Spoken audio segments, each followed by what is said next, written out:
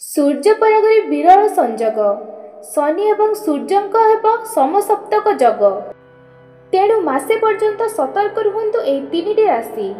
2025 मसीहा सेप्टेम्बर 21 तारिख रविवार दिन वर्षर शेष सूर्यपराग लागिबाकु जाउची। एहा कन्या राशि रे लागिबो जहा भारत रे दृश्यमान हेबो नाही, तेणु एहार सूतक काल मध्ये ग्राह्य हेबो नाही। सूर्यपराग समय शनि मीन राशि रे रहिबे एवं कन्या राशि रे थिबा सूर्यंक सहित समसप्तक जग सृष्टि करिवे। एही विशेष जगर प्रभाव एही राशि उपरे चले जानि पारे। तेबे आसंतु जानिबा केउ राशि उपरे पड़िबो सूर्यंकर नकारात्मक प्रभाव। वृष राशि। एही सूर्यपरागर नकारात्मक प्रभाव वृष राशि व्यक्ति विशेषଙ୍କ जीवन उपरे पड़ी पारे। संपर्क रे तिक्तता बढ़ी पारे। आपनको प्रत्येक पदक्षेप रे सतर्कता रहिबाको पड़िबो। प्रेम रे दूरता किंबा विच्छेदर स्थिति उत्पन्न होई पारे। आर्थिक दृष्टि सावधान रुहंतु। ऋण कारोबार आदौ करंतु नहीं। काहारी कथा को नहीं बड़ निवेश करंतु नहीं।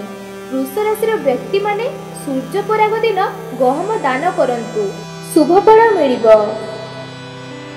कन्या राशि। सूर्यपराग कन्या राशि रे ही लागिबाकु जाउची। एपरि स्थल रे आपण मानंकु धन संबंधी क्षति सतर्क रहिबाकु पड़िबो। एही राशि लोकंक हठात खर्च वृद्धि होई पारे। निज माता पितांको सह भल संपर्क रखंतु। जेउ माने चाकरी बदलाइबाकु चेष्टा करूछंती वर्तमान पाई धैर्य रखंतु। शीघ्र निया जाइतिबा निष्पत्ति क्षतिकारक हबो। सहकर्मी मानंको सह ताळमेळ रखंतु। उपाय रूपे शिव चालीसार पाठ करंतु। एबे जानिबा मीन राशि विषय रे।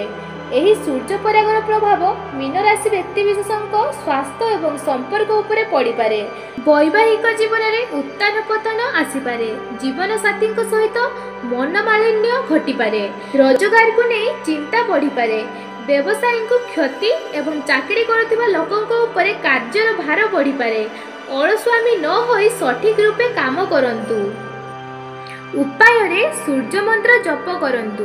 सूर्यपराग परे गहम, गुड़, मसूर डाली किंबा तंबारे तैयारी जिनिस गरीब लोक मानकु दान करंतु।